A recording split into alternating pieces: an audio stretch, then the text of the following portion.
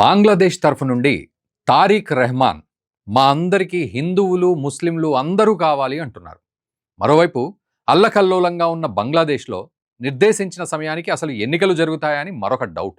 నియంతృత్వం దిశగా అడుగులు వేస్తున్న ఆ దేశంలో ప్రజాస్వామ్యం వెల్లువిరుస్తుందా? పాక్ పెత్తనానికి కూడా ఇటువైపు నుంచి చెక్కు పడుతుందా? మరి భారత్ కూడా దీని గురించి ఏమనుకుంటోంది? ఆ డీటెయిల్స్ అన్నీ ఈ వీడియోలో తెలుసుకునే ప్రయత్నం చేద్దాం. నిజానికి 2024 జూలైలో జరిగిన విద్యార్థి ఉద్యమంతో బంగ్లాదేశ్ రాజకీయ ముఖ చిత్రం పూర్తిగా మారిపోయింది.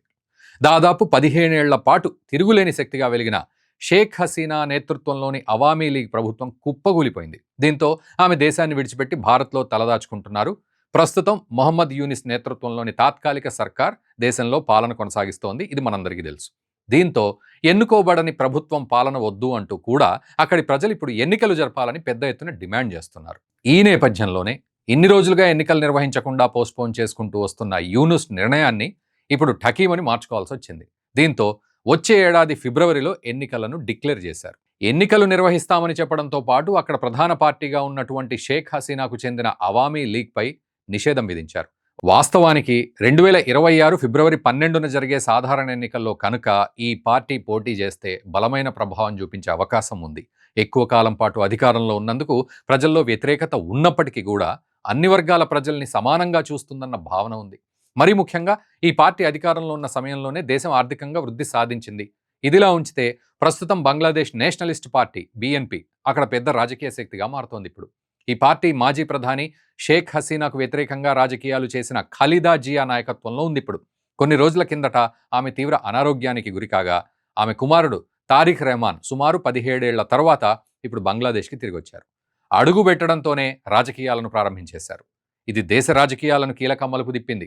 ఇప్పుడు ఆయన నాయకత్వంలోనే BNP ఎన్నికల బరిలోకి నిలుస్తోంది. అయితే ఇన్నేళ్లుగా బంగ్లాదేశ్లో ప్రధాన పార్టీగా ఉన్నటువంటి అవామీ లీగ్ను ఎన్నికల్లో పోటీ చేయకుండా ఉండడంపై అమెరికా సహా పలు దేశాలు ఆందోళన వ్యక్తం చేస్తున్నాయి. ఈ పార్టీకి అవకాశం ఇవ్వకపోతే ఇది ప్రజాస్వామ్యానికి విరుద్ధమని చెప్తున్నాయి. అంతేకాదు అవామీ లీగ్కు యావత్తు దేశవ్యాప్తంగా ఇప్పటికీ బలమైన ఓటు బ్యాంక్ ఉంది. ఈ క్రమంలో వీరిని దూరం పెడితే ఎన్నికల విశ్వసనీయతపై ప్రశ్నలు వస్తాయి. కానీ ఈ పార్టీకి చెందిన ముఖ్య నేతలంతా జైల్లో ఉన్నారు. ఇప్పుడు మరికొంతమంది విదేశాల్లో తలదాచుకున్నారు. దీంతో నాయకత్వాలేమి స్పష్టంగా కనిపిస్తోంది. ప్రస్తుతం ఉన్న పరిస్థితుల్లో ఈ పార్టీపై ఉన్న నిషేధాన్ని ఎత్తేసే అవకాశం లేదు. అంటే ఇప్పుడు ఎన్నికలు కేవలం బంగ్లాదేశ్ నేషనలిస్ట్ పార్టీకి స్టూడెంట్ లీడర్స్ నేతృత్వంలోని జమాతే ఇస్లామీ మధ్య జరిగే ఛాన్స్ ఉంది. జమాతే ఇస్లామీ బంగ్లాదేశ్లోని అతిపెద్ద ఇస్లామిస్ట్ పార్టీలో ఒకటి. ఇది గతంలో మాజీ ప్రధాని ఖలీదా జియా BNP పార్టీతో పొత్తు పెట్టుకుంది. కానీ జమాతేతో పాటు ఇప్పుడు ఎలాంటి పొత్తులు లేవని, రానున్న ఎన్నికల్లో ఒంటరిగానే పోటీ చేస్తామని తారీఖ్ స్పష్టం చేశారు. పాకిస్తాన్కు మద్దతు ఇచ్చిన జమాతే ఇస్లామీకి ఎలాంటి సపోర్టు చెయ్యము అనే స్టేట్మెంట్ కూడా ఇచ్చారు. అదేవిధంగా ఈ ఎన్నికల్లో కొత్తగా పుట్టుకొచ్చిన నేషనల్ సిటిజన్ పార్టీ కూడా పోటీ చేస్తోంది. అయితే బంగ్లాను ఇస్లామిక్ ఖలీఫా రాజ్యంగా మార్చడానికి జమాతే పార్టీ శతవిధాలా ప్రయత్నిస్తోంది. ఈ క్రమంలోనే ఇస్లామిస్టుల మహాకూటమిని సృష్టించాలని భావిస్తోంది. షేక్ హసీనా దేశాన్ని విడిచిన తర్వాత తన సంస్థను బలోపేతం చేసింది. కానీ BNP వంటి పార్టీలను ఎదుర్కోవాలంటే దానికి ఇంకా కొంత సమయం కావాలి. లేకపోతే అది ప్రతిపక్షానికే పరిమితమయ్యే అవకాశం ఉంది. ఎలాగైనా సరే బంగ్లాను ఇస్లామిక్ రాజ్యంగా మార్చాలన్న లక్ష్యంతో ఈ సార్వత్రిక ఎన్నికలు వాయిదా పడాలని కోరుకుంటోంది. మరో ముఖ్య విషయం ఏంటంటే ఈ పార్టీని ఉపయోగించి పాకిస్తాన్ బంగ్లాలో పెత్తనం చెలాయించాలని ట్రై చేస్తోంది. నిజానికి షేక్ హసీనా ప్రభుత్వం పతనం తర్వాత బంగ్లాదేశ్లో పాక్ నిఘా సంస్థ ISI కార్యకలాపాలు పెరిగాయి. అంతేకాదు ఆ దేశ రాజధాని ఢాకాలోని పాక్ హై కమిషన్లో ప్రత్యేక ISI సెల్ కూడా ఏర్పాటు చేసింది. భారత తూర్పు సరిహద్దులో ఉగ్రవాద కార్యకలాపాలు ప్రోత్సహించడంతో పాటు తీవ్రవాద గ్రూపులకు మద్దతు ఇవ్వడమే లక్ష్యంగా ఈ సెల్ పనిచేస్తోంది. ఇలాంటి సమయంలో ఒకవేళ షెడ్యూల్ ప్రకారం ఎన్నికలు జరిగితే ప్రజాస్వామ్య ప్రభుత్వం అధికారంలోకి వస్తుంది. అదే జరిగితే పాక్ ఆటలు సాగవు. అంతేకాదు ప్రస్తుతం అక్కడ తాత్కాలిక ప్రభుత్వాన్ని నడిపిస్తున్న యూనుస్ సైతం ఈ ఎన్నికలు జరగకూడదని భావిస్తుండడం గమనార్హం. ఒకవేళ ఎలక్షన్స్ జరిగితే యూనుస్ చెప్పు చేతల్లోంచి దేశం వెళ్ళిపోతుంది. పెత్తనం చెలాయించే ఛాన్స్ ఉండదు. కాబట్టి ఎన్నికలు ఎట్టి పరిస్థితుల్లోనూ జరగకూడదని యూనుస్ భావిస్తున్న సంగతి మనకు తెలిసిందే. అయితే ఈ వాదనకు విద్యార్థి నేత షరీఫ్ ఉస్మాన్ హదీ సోదరుడు ఉమర్ హదీ చేసిన వ్యాఖ్యలు బలాన్ని చేకూర్చాయి. తన అన్న హత్య వెనుక రాజకీయ కారణాలున్నాయని, మరీ ముఖ్యంగా యూనుస్ వర్గీయులే దీనికి కారణమని సంచలన ఆరోపణలు చేశారు. బంగ్లాదేశ్ ఎన్నికల వాయిదాకు సంబంధించిన వివాదంలోనే ఈ హత్య జరిగిందని వార్తలు వస్తున్నాయి.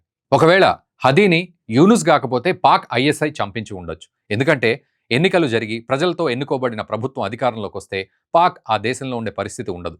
కాబట్టి ఎలాగైనా వాయిదా వేయాలని ప్రయత్నిస్తోంది. ఇకపోతే భారత్ మాత్రం ఈ ఎన్నికలు జరగాలని కోరుకుంటోంది. షెడ్యూల్ ప్రకారం నిష్పక్షపాతంగా ఎన్నికలు జరిగి బీఎన్పీ విజయం సాధిస్తే భారత్తో సంబంధాలు కాస్త మెరుగయ్యే అవకాశం ఉంది.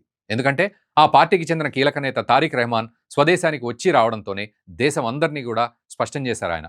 హిందువులు, బౌద్ధులు, ముస్లింలు, క్రైస్తవులు ఇలా ప్రతి ఒక్కరికి సమప్రాధాన్యత ఉంటుంది అని చెప్పుకొచ్చారు. తారీఖ్ ఇదే వైఖరిని కనుక కంటిన్యూ చేస్తే భారత్తో బంధాలు కూడా బలపడే ఛాన్స్ ఉంది. సో ఇప్పుడున్న పరిస్థితుల్లో తారీఖ్ అధికారంలోకి రావడం మనకు కూడా అవసరమే. కాబట్టి భారత్ ఈ ఎన్నికలు సక్రమంగా జరగాలని భావిస్తోంది.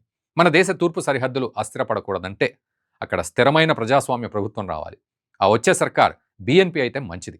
నిజానికి భారత్ను వ్యతిరేకిస్తూ బంగ్లాదేశ్ రాణించడం కష్టం. కాబట్టి తారీఖ్ కూడా భారత్తో సత్సంబంధాల కోసం ప్రయత్నించే అవకాశాలు ఉన్నాయి. ఏది ఏమైనా భారత్ బంగ్లా బంధాలు ప్రస్తుతం సవాళ్లు ఎదుర్కొంటున్నప్పటికీ భవిష్యత్తులో బలోపేతమయ్యే అవకాశాలే ఎక్కువగా ఉన్నాయి. అయితే ఇది బంగ్లాదేశ్ కొత్త ప్రభుత్వం, అది అనుసరించే విధానాలతో పాటు రెండు దేశాల మధ్య వ్యూహాత్మక సహకారం, ఆర్థిక సంబంధాలు, భద్రత వంటి పలు అంశాలపై ఆధారపడి ఉంటుంది. మరి భారత్ బంగ్లాదేశ్ మధ్య సత్సంబంధాలు కొనసాగుతాయా లేదా అనేది తెలియాలంటే మాత్రం ఫిబ్రవరి 12 వరకు వేచి చూడాల్సిందే. ఈ అంశంపై మీరేం కామెంట్ చేస్తారో చేయండి. ఈ వీడియోని మన మిత్రులకు కూడా షేర్ చేయండి. Thank you very much.